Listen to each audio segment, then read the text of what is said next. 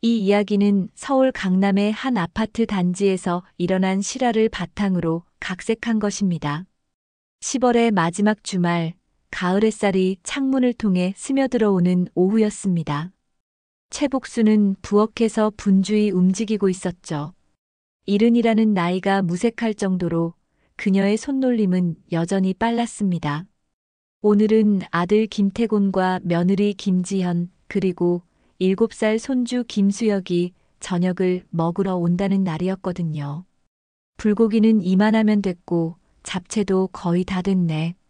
최복수는 가스레인지 앞에서 중얼거리며 팬을 흔들었습니다. 불고기 냄새가 집 안가득 퍼져나갔죠.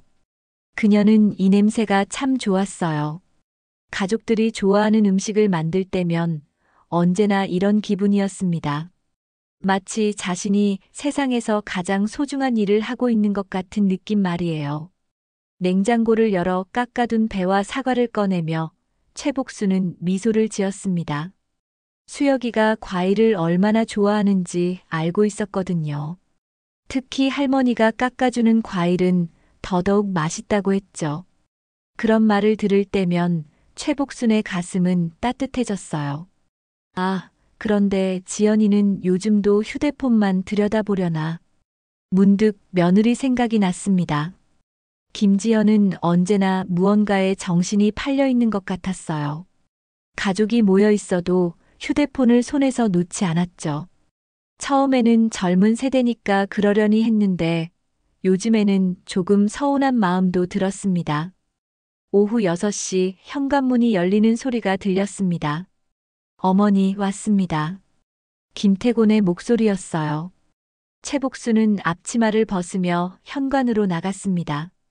어서 와, 태곤아. 지연이도 수고했어. 하지만 김지연의 인사는 예상했던 것보다 훨씬 건조했습니다. 고개만 살짝 끄덕이며 현관에서 신발을 벗고 있었거든요. 그녀의 손에는 새로 산 듯한 명품 핸드백이 들려 있었어요. 최복수는 그 가방을 보며 속으로 한숨을 쉬었습니다. 또 비싼 걸 샀구나 하는 생각이 들었죠. 수여가 할머니한테 인사해야지. 김태곤이 아들의 손을 이끌며 말했습니다. 하지만 수혁이는 인사는커녕 거실로 뛰어들어가 소파에 털썩 주저앉았어요. 할머니, 만화 틀어줘요. 빨리요. 최복수는 당황했습니다. 예전에는 그래도 인사는 했는데 오늘은 왜 이럴까요? 아이가 피곤한가 보다 싶어 다정한 목소리로 말했습니다. 수여가 할머니한테 먼저 인사하고 만화 보자. 응. 그런데 수혁이의 반응은 최복순의 예상을 완전히 벗어났습니다. 아이는 갑자기 얼굴을 찡그리더니 최복순을 향해 침을 퇴하고 뱉은 거예요. 수여가. 최복순은 깜짝 놀라 뒤로 물러섰습니다. 이런 일은 처음이었거든요. 가슴이 철렁 내려앉는 느낌이었어요. 손주가 자신에게 이런 행동을 하다니 믿을 수가 없었습니다. 아, 수여가. 그러면 안 되지. 김태곤이 아들을 나무랐지만 목소리에는 별로 화가 나지 않은 것 같았어요. 오히려 당황스러워하는 기색만 역력했습니다. 김지연은 어땠을까요? 그녀는 아무 말 없이 가방에서 태블릿을 꺼내 수혁에게 건넸습니다. 자, 이걸로 게임해. 조용히. 최복수는 그 모습을 보며 가슴이 답답해졌어요. 아이가 잘못된 행동을 했는데 혼내기는커녕 오히려 달래주다니. 이게 맞는 건가요?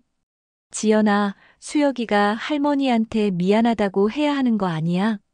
최복순이 조심스럽게 말했습니다. 하지만 김지연은 고개도 들지 않았어요. 애가 피곤한가 봐요. 그냥 놔두세요. 그 순간 최복순의 마음에 서늘한 바람이 불어왔습니다. 며느리의 무관심한 태도, 손주의 버릇없는 행동, 그리고 아들의 우유부단함까지 뭔가 잘못되어 가고 있다는 느낌을 지울 수 없었어요. 하지만 최복수는 참았습니다. 가족의 화목이 가장 중요하다고 생각했거든요. 부엌으로 돌아가 깎아둔 사과를 가져왔어요. 수여가 할머니가 사과 깎아뒀어. 먹을래? 아이는 태블릿 화면에서 눈을 떼지 않은 채 고개를 저었습니다. 최복수는 그 사과 조각을 바라보며 쓸쓸함을 느꼈어요. 이 집에서 자신만 이렇게 애를 쓰고 있는 것 같았거든요. 저녁 준비를 마치고 식탁에 앉았을 때도 분위기는 어색했습니다. 김지현은 여전히 휴대폰을 보고 있었고 수혁이는 태블릿을 놓지 않았어요. 김태곤만 어머니가 준비한 음식을 맛있게 먹고 있었습니다. 어머니, 불고기 정말 맛있네요. 그래, 내가 좋아한다고 해서 일부러 준비했는데. 최복수는 아들의 칭찬에 조금이나마 위안을 받았습니다. 적어도 아들만큼은 자신의 마음을 알아주고 있으니까요. 하지만 그 평화도 잠시였습니다. 곧 더 큰 파도가 몰려올 줄은 그때 몰랐거든요. 저녁 식사가 시작되고 10여 분이 지났을 때였습니다. 최복수는 수혁이가 계속 태블릿만 보고 있는 모습이 마음에 걸렸어요. 아무리 요즘 아이들이 그렇다고 하지만 가족끼리 모여 있는 자리에서는 다르지 않을까 싶었거든요. 수혁아, 태블릿 잠깐 내려놓고 밥 먹자. 할머니가 내가 좋아하는 잡채도 만들었는데. 최복순이 다정한 목소리로 말했습니다. 하지만 수혁이는 고개도 들지 않았어요. 게임 소리만 요란하게 울려 퍼질 뿐이었습니다. 수혁아, 할머니 말씀 들어. 김태곤이 아들의 어깨를 살짝 건드렸습니다. 그제야 수혁이가 고개를 들었는데 그 표정이 심상치 않았어요. 짜증이 가득한 얼굴이었거든요. 싫어요. 게임하고 있는데 왜 자꾸 방해해요? 아이의 목소리는 때를 쓰는 투였습니다. 최복수는 깜짝 놀랐어요. 7살 아이가 어른에게 이런 식으로 말하다니. 수혁아, 그렇게 말하면 안 돼. 할머니한테 죄송하다고 해야지. 김태곤이 당황하며 아들을 달랬습니다. 하지만 상황은 더 나빠졌어요. 수혁이가 갑자기 소리를 지르기 시작한 거예요. 싫다고요. 왜 자꾸 저한테 그래요? 아이는 태블릿을 식탁에 탁 내려놓으며 소리쳤습니다. 그 소리에 집안이 순간 조용해졌어요. 최복수는 당황스러운 마음에 수혁이에게 다가갔습니다. 수혁아, 할머니가 화낸 게 아니야. 그냥 같이 밥 먹자고 한 거야. 응? 최복수는 손주를 달래려고 했습니다. 아이가 왜 이렇게 예민한지 이해할 수 없었지만 일단 진정시키는 게 중요하다고 생각했거든요. 그런데 수혁이의 다음 행동은 정말 충격적이었습니다. 아이가 다시 한번 최복순을 향해 침을 뱉은 거예요. 이번에는 더 세게, 더 의도적으로 말이죠. 침이 최복순의 얼굴에 닿았습니다. 그 순간 최복순은 온몸이 굳어버리는 느낌이었어요. 평생 이런 모욕을 당해본 적이 없었거든요. 특히나 자신이 그토록 사랑하는 손주에게서 말이에요. 수혁아. 김태곤이 급히 일어서며 아들의 팔을 잡았습니다. 하지만 이미 늦었어요. 최복순의 마음에는 깊은 상처가 생겼거든요. 그런데 더 놀라운 건 김지연의 반응이었습니다. 그녀는 여전히 휴대폰을 보고 있었어요. 마치 아무 일도 일어나지 않은 것처럼 말이죠. 지연아, 수혁이 좀 말려봐. 김태곤이 아내에게 도움을 요청했지만 김지연은 귀찮다는 듯이 한숨만 쉬었습니다. 애가 원래 그래요. 그냥 놔두면 금세 진정할 거예요. 최복수는 며느리의 말을 들으며 더욱 당황했습니다. 원래 그렇다고요? 그럼 이런 일이 처음이 아니라는 건가요? 그렇다면 왜 지금까지 아무도 자신에게 말해주지 않았을까요? 지연아, 그래도 아이가 할머니한테 침을 뱉으면 안 되는 거 아냐? 제대로 혼내야지. 김태곤이 조금 더 강하게 말했습니다. 그제야 김지연이 고개를 들었어요. 하지만 그녀의 표정은 여전히 무관심했습니다. 뭘 그렇게 호들갑이에요. 애가 할 수 있는 일이잖아요. 김지연은 마치 당연하다는 듯이 말했습니다. 그리고는 다시 휴대폰 화면으로 시선을 돌렸어요. 최복수는 그 모습을 보며 가슴이 답답해졌습니다. 수혁이는 여전히 울음을 터뜨리고 있었어요. 아이의 울음소리가 집안을 가득 채웠습니다.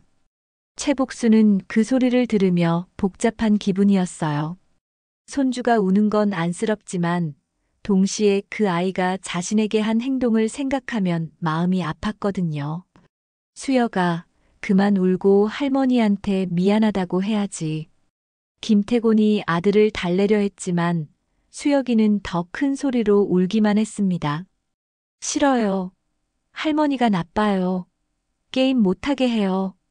아이의 말에 최복수는 가슴이 철렁했어요. 자신이 나쁜 사람이라니. 평생 손주를 위해서라면 뭐든 해주려고 했는데 이런 소리를 들을 줄은 몰랐습니다. 최복수는 부엌으로 가서 물수건을 가져왔습니다.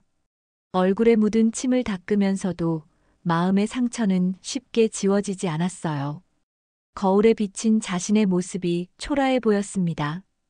거실로 돌아왔을 때 김지연이 수혁에게 과자를 주고 있었어요.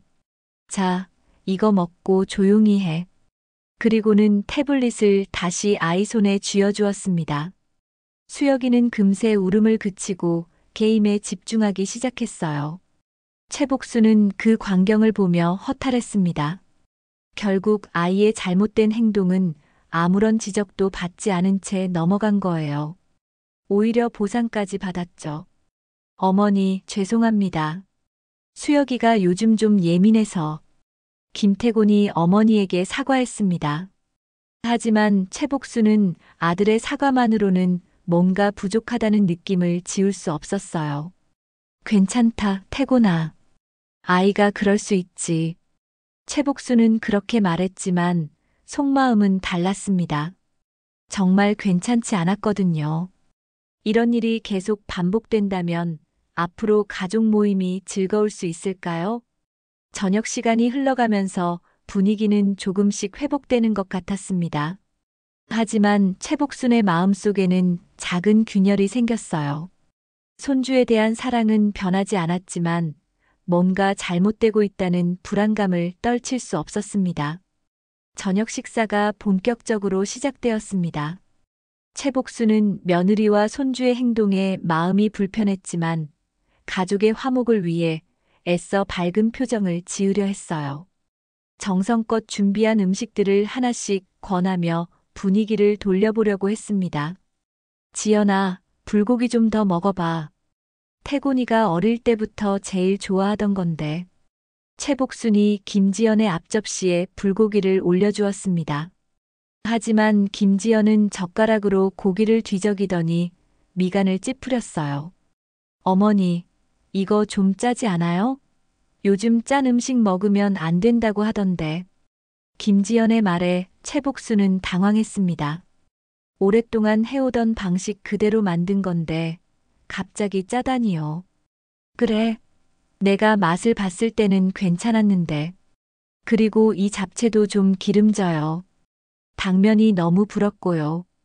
김지연은 계속해서 음식에 대해 불만을 표했습니다.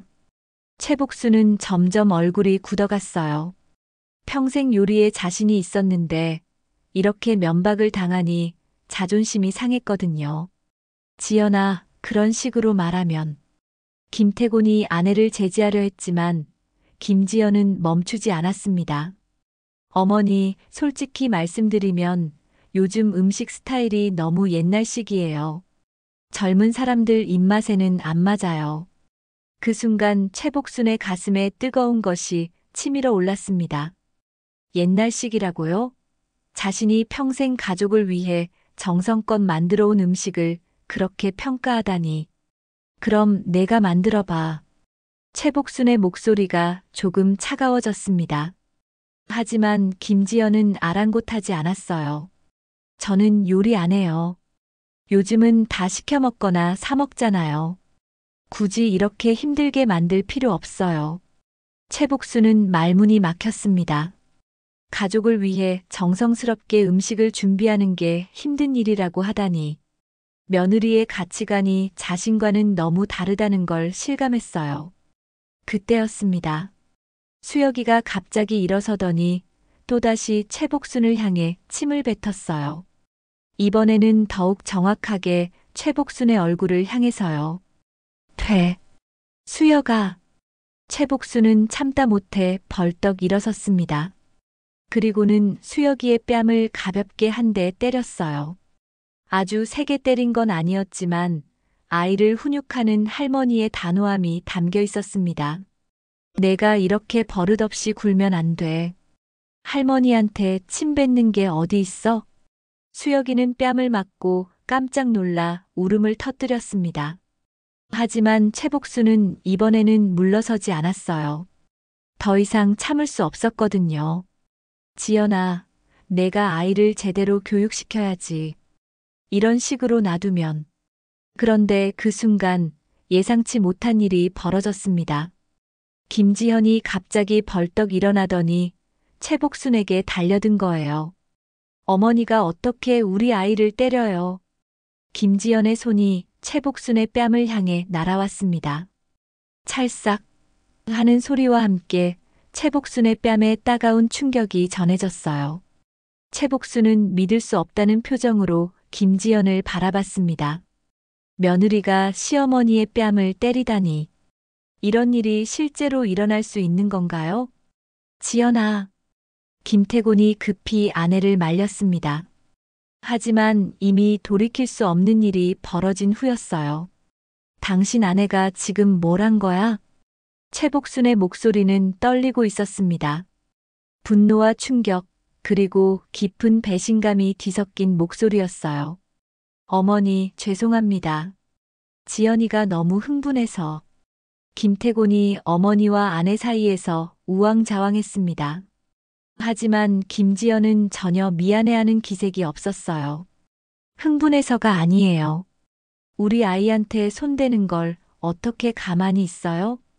김지연은 여전히 자신이 옳다는 듯이 말했습니다. 최복수는 그 모습을 보며 더욱 화가 났어요. 내 아이, 내 손주기도 하잖아. 그리고 아이가 잘못했을 때는 혼내는 게 당연한 거야. 요즘 세상에 누가 아이를 때려서 키워요? 어머니는 너무 구식이에요. 김지연의 말에 최복수는 할 말을 잃었습니다. 구식이라는 말이 가슴에 박혔어요. 자신의 모든 것이 부정당하는 느낌이었습니다. 태곤아, 내 아내가 시어머니한테 이런 식으로 해도 되는 거야? 최복순이 아들을 바라보며 간절하게 물었습니다. 아들만이라도 자신의 편에 서주기를 바랐거든요. 하지만 김태곤의 반응은 최복순을 더욱 실망시켰습니다. 어머니도 수혁이를 때리시면 안 되죠. 지연이도 화가 날 만해요. 아들조차 자신보다 며느리의 편을 드는 것 같았어요. 최복순은 온몸에서 힘이 빠지는 느낌이었습니다. 식탁 위에 음식들이 그대로 놓여 있었지만 이제 아무도 젓가락을 들지 않았어요. 수혁이는 계속 울고 있었고 김지연은 아이를 달래며 최복순을 원망스럽게 바라봤습니다. 최복순은 자신의 뺨을 만져봤어요. 아직도 따끔거렸습니다. 하지만 신체적인 아픔보다는 마음의 상처가 더 컸어요. 내가 뭘 잘못했다는 거야? 최복순은 중얼거렸습니다. 평생 가족을 위해 헌신해 왔는데 결국 이런 대접을 받게 되다니. 세상이 이렇게 변한 건가요? 아니면 자신이 정말 잘못된 건가요? 어머니, 일단 진정하시고. 김태곤이 어머니를 달래려 했지만 최복수는 고개를 저었습니다. 진정하라고? 내가 지금 진정할 수 있을 것 같아? 그날 저녁 가족 모임은 최악의 결말로 끝났습니다. 김태곤 가족이 떠난 후 최복수는 혼자 남아 정리되지 않은 식탁을 바라봤어요. 정성껏 준비한 음식들이 그대로 남아 있었습니다. 최복수는 거울을 보며 자신의 뺨을 다시 한번 만져봤어요. 빨갛게 부어 있었습니다. 하지만 더 큰 상처는 마음속에 있었어요. 이제 뭔가 돌이킬 수 없는 선을 넘어선 것 같았습니다. 밤이 깊어갔습니다. 최복수는 침실에 혼자 앉아 화장대 거울을 바라보고 있었어요. 뺨의 붓기는 조금 가라앉았지만 여전히 빨간 자국이 남아 있었습니다. 거울 속 자신의 모습이 낯설게 느껴졌어요. 내가 정말 잘못한 걸까? 최복수는 스스로에게 물어봤습니다. 하지만 아무리 생각해봐도 자신이 크게 잘못한 건 없는 것 같았어요. 손주가 침을 뱉는 건 분명 잘못된 행동이었고 그걸 바로잡으려 한 것뿐이었거든요. 문득 돌아가신 남편 생각이 났습니다. 김재호는 평생 최복순을 존중해 주었어요. 의견이 다를 때도 있었지만 절대 큰 소리를 내거나 무시하는 일은 없었습니다. 특히 아이들 앞에서는 더욱 그랬죠. 여보가 살아있었다면 이런 일이 일어났을까? 최복수는 남편의 사진을 바라보며 중얼거렸습니다. 사진 속 김재호는 온화하게 웃고 있었어요. 그는 항상 최복순에게 당신이 우리 집의 기둥이라고 말해주곤 했습니다. 그때는 그 말이 그냥 듣기 좋은 말인 줄 알았어요. 하지만 지금 생각해보니 정말 그랬던 것 같습니다. 남편이 살아있을 때는 집안의 위계 질서가 분명했거든요. 며느리도 함부로 시어머니를 대하지 못했고 손주도 예의를 지켰어요. 최복수는 서랍에서 오래된 앨범을 꺼냈습니다. 김태곤이 어렸을 때 사진들이 가득했어요. 아들의 첫 생일, 돌잔치, 초등학교 입학식, 모든 순간에 최복순이 함께 있었습니다. 이렇게 키운 아이가. 최복순의 목소리가 떨렸어요. 아들을 키우느라 자신의 모든 것을 포기했던 시절이 떠올랐습니다. 남편의 작은 급여로는 부족했기 때문에 새벽부터 밤늦게까지 일했어요. 김밥 장사도 해보고 청소일도 해봤습니다. 모든 게 아들을 위해서였어요. 그런데 지금 그 아들은 자신보다 며느리 편을 들고 있었습니다. 물론 아내와 어머니 사이에서 힘들긴 하겠지만 그래도 옳고 그름은 분별해야 하는 거 아닌가요? 최복수는 휴대폰을 들었습니다. 김태곤에게 전화를 걸고 싶었어요. 하지만 무엇을 말해야 할지 모르겠었습니다. 사과를 받고 싶었지만 아들이 그럴 것 같지도 않았어요. 대신 최복수는 다른 번호를 눌렀습니다. 조 실장이라는 이름이 화면에 떠올랐어요. 조 실장은 최복순이 오래전부터 알고 지낸 사람이었습니다. 남편이 살아있을 때 회사 일로 알게 된 분인데 지금은 개인 조사업을 하고 있었어요. 조 실장님, 저 최복순입니다. 아, 최 여사님. 이 늦은 시간에 웬일이세요? 조 실장의 목소리는 여전히 침착했습니다.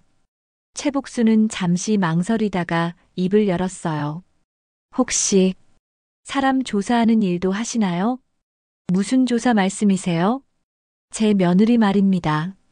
뭔가 이상한 구석이 있어서요. 조 실장은 잠시 침묵했습니다. 그리고는 신중한 목소리로 말했어요. 최 여사님, 가족 문제는 신중하게 접근하시는 게 좋을 것 같은데요. 저도 알아요.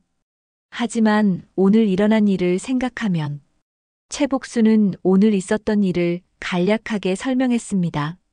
조 실장은 조용히 들어주었어요. 그렇다면 한번 알아보는 것도 나쁘지 않을 것 같네요. 다만 확실한 증거가 나와야 의미가 있을 거예요. 어떤 증거요? 경제적인 부분이나 인간관계, 그런 것들 말입니다. 단순한 성격 차이라면 조사로는 별다른 걸 알아낼 수 없거든요. 최복수는 고개를 끄덕였습니다. 사실 며느리에 대해 의심스러운 부분이 한두 가지가 아니었어요. 너무 자주 명품을 사는 것도 그렇고 친정과의 관계도 묘했습니다. 그럼 부탁드릴게요. 비용은 얼마나 들까요? 일단 기본 조사부터 시작해보죠. 200만 원 정도면 될 것 같습니다. 최복수는 잠시 망설였어요. 200만 원이 적은 돈은 아니었거든요. 하지만 지금 상황을 그냥 두고 볼 수는 없었습니다. 알겠습니다. 언제부터 시작하실 수 있나요? 내일부터 시작하겠습니다. 며느리 성함과 기본 정보를 알려주세요. 통화를 끝낸 후 최복수는 복잡한 기분이었어요. 이렇게까지 해야 하나 싶으면서도 뭔가 행동을 취한다는 것 자체가 조금은 시원했습니다. 최복수는 다시 화장대 거울을 봤어요. 이번에는 다른 사람이 보이는 것 같았습니다. 더 이상 참기만 하는 할머니가 아니라 자신의 존엄성을 지키려는 여자 말이에요. 이제 그만 당하고만 살지는 않을 거야. 최복순의 목소리에는 결연함이 담겨 있었습니다. 오늘 받은 모욕은 절대 잊지 않을 거예요.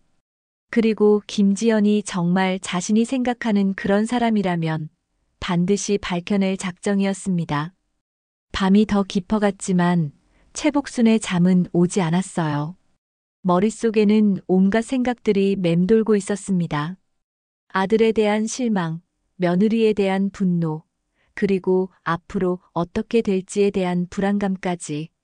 하지만 동시에 묘한 기대감도 있었어요. 이제 더 이상 무력하게 당하기만 하지는 않을 거라는 확신 때문이었습니다.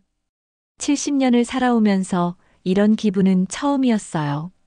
최복수는 창밖을 바라봤습니다. 새벽이 가까워 오고 있었어요. 곧 새로운 하루가 시작될 거였습니다. 그리고 그 하루는 지금까지와는 다를 거예요. 이제 최복순도 달라질 테니까요. 다음 날 오전, 최복순은 평소보다 일찍 일어났습니다. 밤새 잠을 제대로 이루지 못했지만 마음은 오히려 또렷했어요. 어제까지의 자신과는 다른 사람이 된 것 같은 기분이었습니다. 조 실장에게서 연락이 왔습니다. 최 여사님, 기본 조사를 시작했습니다. 며느리분이 사시는 아파트 단지부터 알아보고 있어요. 감사합니다, 조 실장님. 최복수는 전화를 끊고 옷을 갈아입었어요. 오늘은 직접 나서서 알아볼 일이 있었습니다.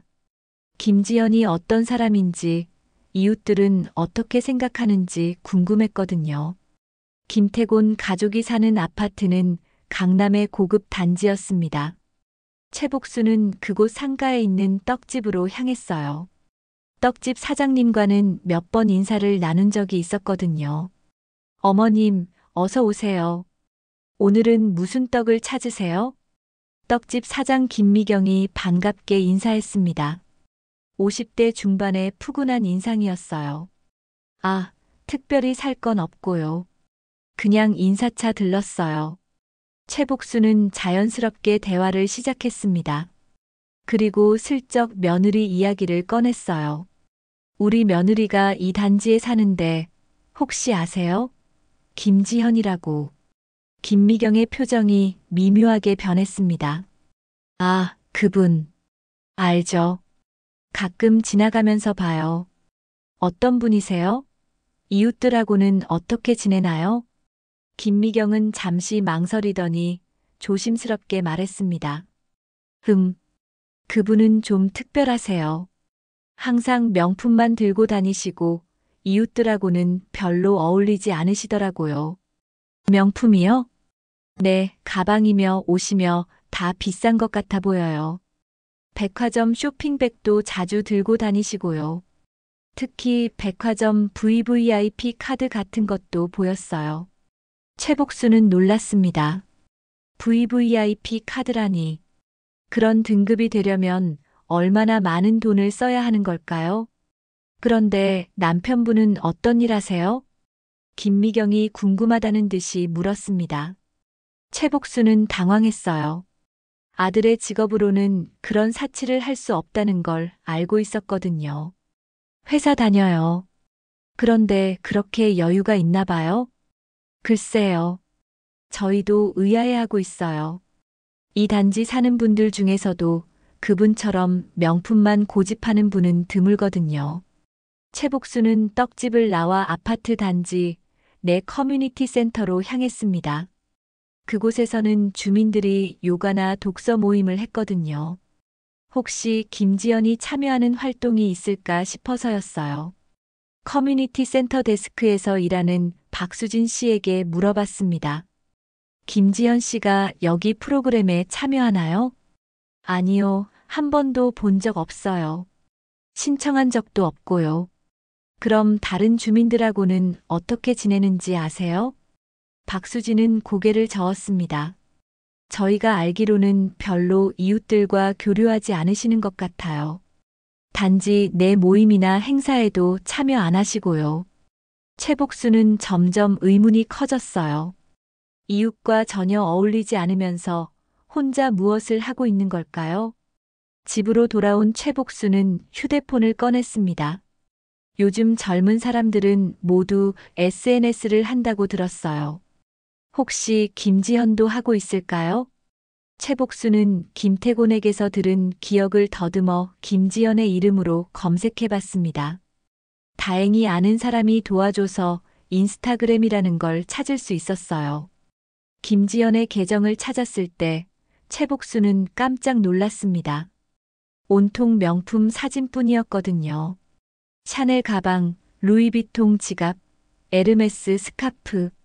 가격을 생각하면 아찔할 정도였어요. 더 놀라운 건 김지연이 올린 글들이었습니다. 오늘도 백화점에서 쇼핑 중. 새로 산 가방 어때요? 명품은 역시 다르네요. 댓글들도 화려했어요. 친구들이 부러워하는 말들로 가득했습니다. 하지만 최복순이 보기에는 모든 게 과시용으로 보였어요. 그때 조 실장에게서 전화가 왔습니다. 최 여사님, 첫 번째 보고 드릴 게 있습니다. 뭔가 나왔나요? 네, 몇 가지 흥미로운 사실을 발견했어요. 일단 학력부터 말씀드리면 며느리분이 말씀하신 대학교와 실제 졸업 대학이 다릅니다. 최복수는 귀를 쫑긋 세웠어요. 어떻게 다른가요? 명문대 졸업이라고 하신 모양인데 실제로는 지방의 전문대학을 졸업하셨어요. 그것도 중퇴하고 나중에 학점은행제로 졸업장을 받으셨고요. 학력을 속였다는 말씀이세요? 그렇습니다. 그리고 친정 상황도 좋지 않아요. 아버님이 사업 실패로 빚을 지고 계시고 어머님은 파트타임으로 일하고 계세요. 최복수는 점점 놀라고 있었어요. 김지현이 말한 것과는 완전히 다른 상황이었거든요. 그런데 더 중요한 건 최근 금전 거래 내역입니다. 금전 거래요? 네, 며느리분이 정기적으로 친정에 돈을 보내고 있어요. 한 달에 200만 원씩요. 그리고 또 다른 남자에게도 돈을 보내고 있습니다. 최복순의 심장이 쿵 내려앉았어요. 다른 남자요? 네, 조사해보니 며느리분의 대학 시절 연인으로 보입니다. 이 사람도 현재 경제적으로 어려운 상황이고요. 그럼 우리 아들 모르게 그런 일을 하고 있다는 말인가요? 그럴 가능성이 높습니다. 거래 내역을 보면 모두 며느리분 명의의 계좌에서 나간 돈이거든요. 최복수는 의자에 털썩 주저앉았어요. 며느리가 아들의 돈으로 친정과 옛 연인을 도와주고 있었다니. 이것은 완전한 배신이었습니다. 조 실장님, 이런 증거들을 확실하게 정리해 주실 수 있나요? 물론입니다. 며칠 더 조사하면 더 구체적인 내용을 알 수 있을 거예요. 전화를 끊은 후 최복수는 분노로 온몸이 떨렸어요. 김지현이 단순히 버릇없는 며느리가 아니라 아들을 완전히 속이고 있었던 거예요. 그렇다면 어제 자신을 때린 것도 죄책감 때문에 더 격하게 반응한 걸까요? 최복수는 결심했습니다. 이제 더 이상 참지 않을 거예요. 김지연의 실체를 완전히 밝혀내고 아들에게 진실을 알려줄 작정이었습니다. 며칠이 지난 월요일 아침, 최복수는 은행에 갔습니다. 그동안 김태곤에게 매달 200만 원씩 자동 이체해주던 돈을 중단하기 위해서였어요. 조 실장의 조사 결과를 듣고 나니 자신의 돈이 엉뚱한 곳에 쓰이고 있다는 확신이 들었거든요. 어머님, 자동 이체를 정말 중단하시겠어요? 은행 창구 직원이 재확인했습니다. 3년째 이어져 온 이체였기 때문에 갑작스러운 중단이 의아했나 봐요. 네, 중단해 주세요. 그리고 앞으로는 제가 직접 필요할 때만 보낼 거예요. 최복순의 목소리는 단호했습니다. 평생 아들을 위해 아낀 돈이 며느리의 뒷바라지에 쓰이고 있다고 생각하니 더 이상 참을 수 없었어요. 은행을 나온 최복순은 변호사 사무실로 향했습니다. 조 실장이 소개해준 변호사였어요. 내용 증명을 보내기 위해서였습니다. 최복순님, 어떤 내용으로 증명을 보내실 건가요? 변호사 이철수는 50대 후반의 신중한 인상이었습니다. 제가 아들에게 빌려준 돈을 돌려받고 싶어요. 5억 원입니다. 5억 원이라고요? 상당한 금액이네요. 차용증은 있으신가요? 최복수는 가방에서 서류를 꺼냈습니다. 네, 여기 있어요. 전세 보증금으로 빌려준 거라고 되어 있습니다. 변호사는 서류를 꼼꼼히 살펴봤어요. 아, 이건 정식 차용증이네요. 날인도 제대로 되어 있고요. 그런데 갑자기 상환을 요구하시는 특별한 이유가 있으신가요? 며느리 때문입니다. 더 이상 믿을 수 없어요. 최복수는 며느리의 행태에 대해 간략하게 설명했습니다. 변호사는 고개를 끄덕이며 들어주었어요. 알겠습니다. 법적으로는 충분히 상환 요구가 가능한 상황이네요. 내용 증명으로 먼저 통지하고 반응을 보겠습니다. 언제쯤 보낼 수 있나요? 오늘 작성해서 내일 발송하겠습니다. 상대방이 받으면 3일 후에 확인 연락 드릴게요. 변호사 사무실을 나온 최복수는 속이 시원했어요. 드디어 구체적인 행동을 시작한 거였습니다. 더 이상 당하고만 있지 않을 거예요. 이틀 후 김지연에게서 전화가 걸려왔습니다. 목소리가 상당히 흥분되어 있었어요. 어머니, 이게 뭐예요? 갑자기 돈 갚으라고 내용 증명이 왔는데요. 최복수는 침착하게 대답했습니다. 당연한 거 아니야? 빌려준 돈은 갚아야지. 그런데 왜 갑자기요? 지금까지 아무 말씀 안 하시다가. 지금까지는 가족이니까 참았던 거야. 하지만 이제는 더 이상 못 참겠어. 김지연의 목소리가 더욱 날카로워졌습니다. 어머니가 저한테 왜 이러세요? 제가 뭘 잘못했다고. 내가 뭘 잘못했는지 정말 모르겠어? 최복순의 목소리도 차가워졌어요. 그날 일 때문에 그러시는 거예요? 그건 어머니가 수혁이를 때려서 그런 거잖아요. 그게 문제가 아니야. 너에 대해서 알아봤거든. 김지연은 잠시 말을 멈췄습니다. 최복순의 말이 무슨 뜻인지 대충 짐작이 갔나 봐요. 뭘 알아보셨다고요? 내 친정 상황, 내가 돈 보내는 것들 다 알아. 김지연의 숨소리가 거칠어졌습니다. 그런 걸 왜 조사하세요? 사생활 침해 아니에요? 사생활? 우리 아들 돈으로 내 친정과 옛 남자친구 도와주는 게 사생활이야? 김지연은 완전히 당황한 것 같았어요. 한동안 말을 하지 못하더니 갑자기 소리를 질렀습니다. 어머니가 어떻게 그런 걸 다 조사해요? 너무하시는 거 아니에요? 너무한 건 누구야? 남편 몰래 돈 빼돌린 게 누구고? 저는 그냥 뭐, 변명하지 마. 이미 다 증거가 있어. 김지현이 울음을 터뜨렸습니다. 어머니, 제발.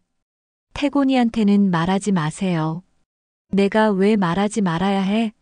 내 아들이 속고 있는데. 제가 다 정리할게요. 시간만 주세요. 최복수는 냉정하게 대답했습니다. 시간? 이미 3년이나 지났잖아. 이제 그만해. 어머니, 정말 제발요. 한 달만 시간을 주세요. 안 돼. 일주일 안에 5억 원 갚고 내 아들한테 진실을 말해. 어머니. 최복수는 전화를 끊어버렸습니다. 더 이상 들을 말이 없었어요. 그날 저녁 김태곤에게서 전화가 왔습니다. 어머니, 지연이가 우시면서 얘기하는데 무슨 일이세요? 내 아내한테 직접 물어봐. 어머니가 갑자기 돈 갚으라고 하셨다면서요? 왜 그러세요? 태곤아, 내 아내가 뭘 하고 있는지 알아? 김태곤은 잠시 망설였습니다. 무슨 말씀이세요? 내 아내가 매달 친정에 200만 원씩 보내고 있어. 그리고 옛 남자친구한테도 돈 보내고. 그게 무슨 말씀이세요? 김태곤의 목소리가 떨렸어요. 직접 확인해봐. 지연이 통장 말이야. 어머니, 설마 설마가 아니야. 확실한 증거가 있어. 그날 밤 김태곤은 아내를 추궁했을 것입니다. 최복수는 아들이 진실을 알게 되었다는 확신이 들었어요. 이제 김지현도 더 이상 숨길 수 없을 거였습니다. 최복수는 창밖을 바라보며 깊은 숨을 쉬었습니다. 힘들었지만 해야 할 일을 하고 있다는 느낌이었어요. 이제 마지막 단계만 남았습니다. 일주일이 지났습니다. 김지현에게서는 아무런 연락이 없었고 김태곤도 조용했어요. 최복수는 조 실장에게서 추가 조사 결과를 받았습니다. 예상했던 것보다 훨씬 심각한 내용이었어요.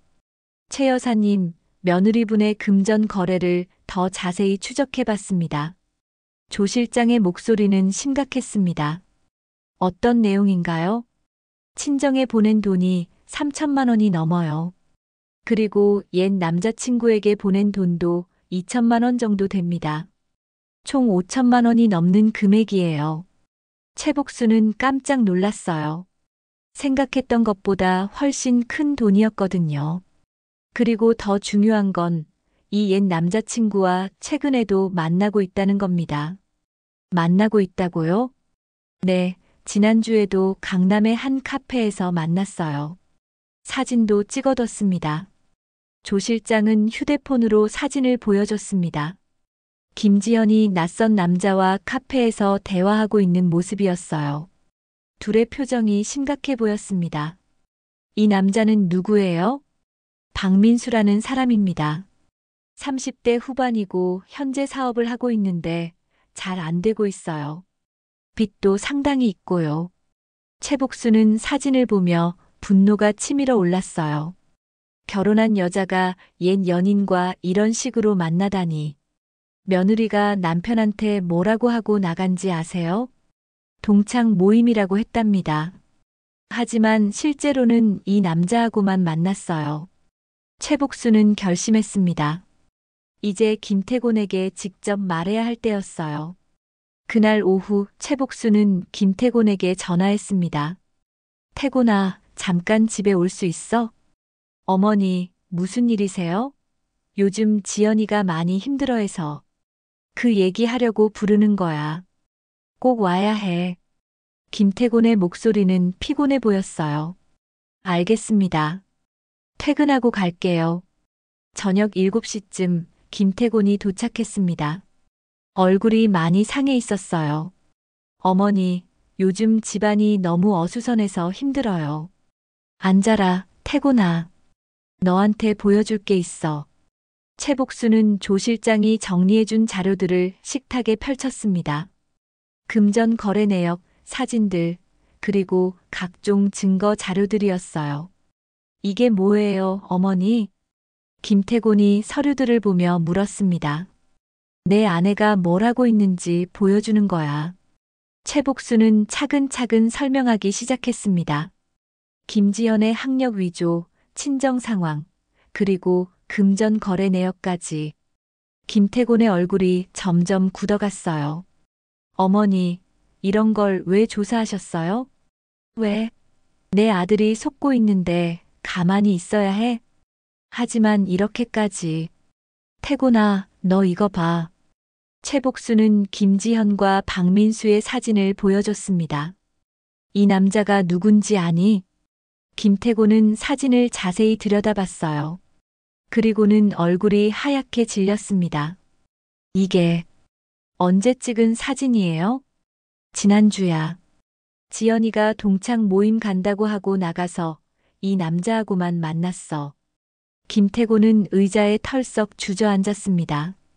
어머니, 설마가 아니야. 이 남자한테 지금까지 2천만 원을 보냈어. 내 돈으로. 김태곤은 아무 말도 할 수 없었어요. 충격이 너무 컸던 것 같았습니다. 그리고 친정에도 3천만 원 넘게 보냈고, 총 5천만 원이 넘어. 5천만 원이요? 그래. 내가 힘들게 번 돈을 이런 식으로 쓰고 있었어. 김태곤은 머리를 감싸 안았습니다. 어머니, 이게 확실한 거예요? 확실하고 말고. 은행 거래 내역이 다 있잖아. 최복수는 통장 사본들을 보여줬어요. 김태곤은 그 내용을 보며 더욱 충격받았습니다. 제가 정말 몰랐어요. 그럼 지연이한테 물어보지도 않았어? 물어봤는데 그냥 친정에 조금 도와준다고만 했어요. 이렇게 많은 줄은. 김태곤의 목소리가 떨렸어요. 배신감과 분노, 그리고 자괴감이 뒤섞인 표정이었습니다. 태곤아, 이제 어떻게 할 거야? 최복순이 조심스럽게 물었습니다. 모르겠어요, 어머니. 정말 모르겠어요. 김태곤은 고개를 숙이고 있었어요. 평생 믿었던 아내가 자신을 속이고 있었다는 사실을 받아들이기 힘들었을 거예요.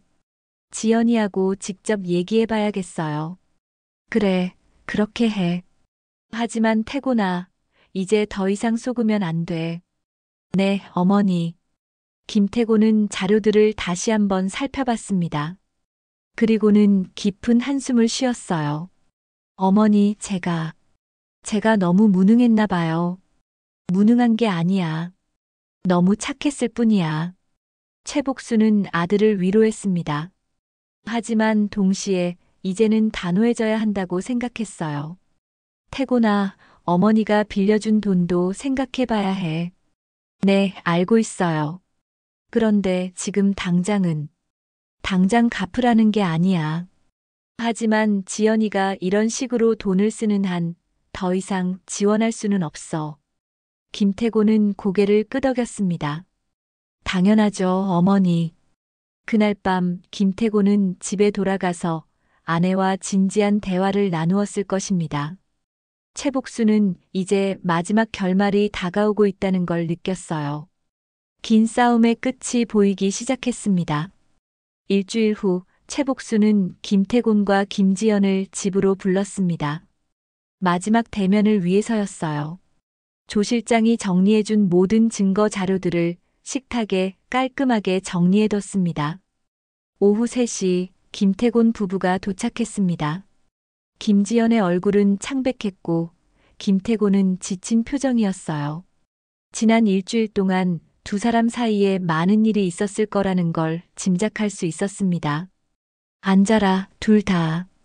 최복순의 목소리는 차분하지만 단호했습니다.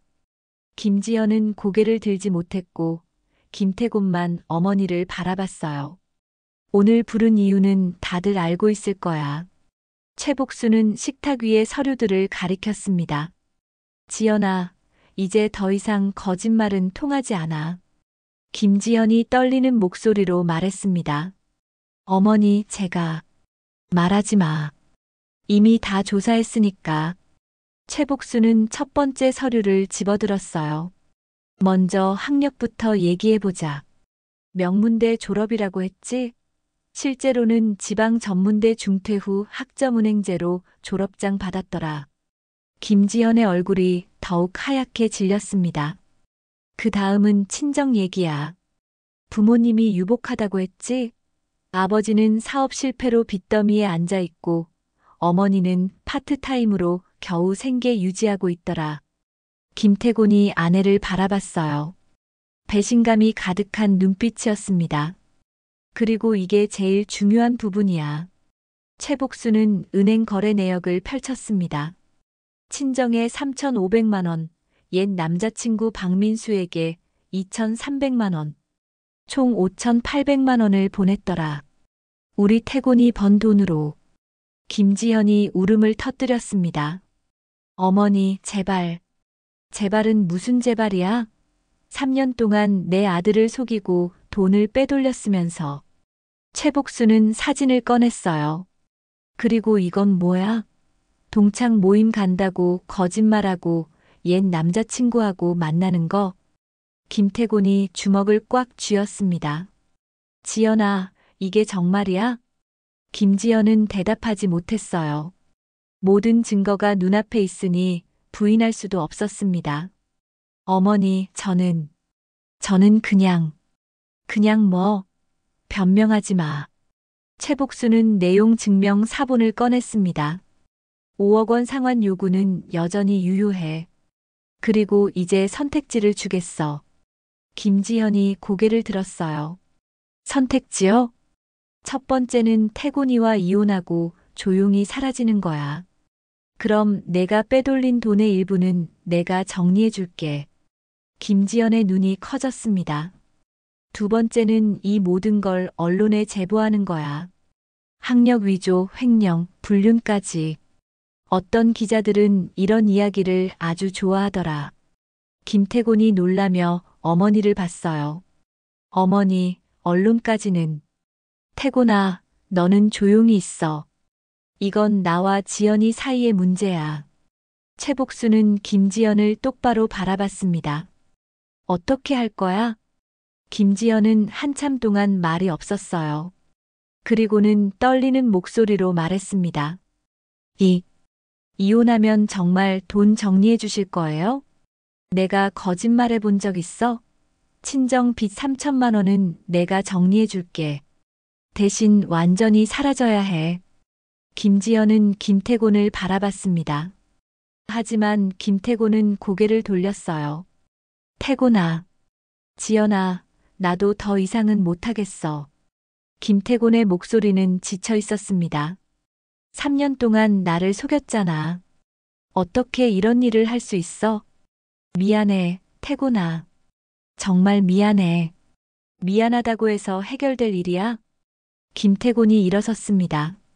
어머니, 이혼 절차는 제가 진행하겠습니다. 최복수는 고개를 끄덕였어요. 그래, 그렇게 해. 그리고 지연아. 김지현이 눈물을 닦으며 최복순을 봤습니다. 수혁이는 아빠가 키울 거야. 내가 키울 자격 없어. 어머니, 그건 너무한 건 누구야? 아이 앞에서 할머니를 때린 게 누구고? 김지연은 더 이상 반박할 수 없었어요. 그날부터 이혼 절차가 시작되었습니다. 김지현은 최복순의 약속대로 친정 빚 정리를 받고 조용히 사라졌어요. 모든 과정이 한 달 만에 끝났습니다. 최복순은 약속을 지켰습니다. 하지만 동시에 자신의 집도 팔았어요. 5억 원이라는 큰 돈을 잃고 며느리의 빚까지 정리해주다 보니 경제적 여유가 줄어들었거든요. 어머니, 집까지 팔 필요는 없었는데. 김태곤이 미안해했지만 최복수는 괜찮다고 했어요. 괜찮다, 태곤아. 나도 이제 새로 시작하고 싶어. 최복수는 작은 아파트로 이사했습니다. 그리고 김태곤과 수혁이와는 새로운 관계를 시작했어요. 이번에는 더 건강하고 솔직한 관계였습니다. 몇 달 후 수혁이가 최복순에게 말했어요. 할머니, 미안해요. 그때 할머니한테 침 뱉어서. 괜찮다, 수혁아. 이제 우리 새로 시작하자. 최복수는 손주를 꼭 안아줬습니다. 비록 힘든 과정이었지만 결국 진실이 승리했어요. 그리고 가족은 더 건강한 모습으로 재구성되었습니다. 70년을 살아오면서 이런 일을 겪을 줄은 몰랐지만 최복수는 후회하지 않았어요. 자신의 존엄성을 지켰고 아들과 손주를 구했으니까요. 때로는 싸워야 할 때가 있다는 걸 배웠습니다.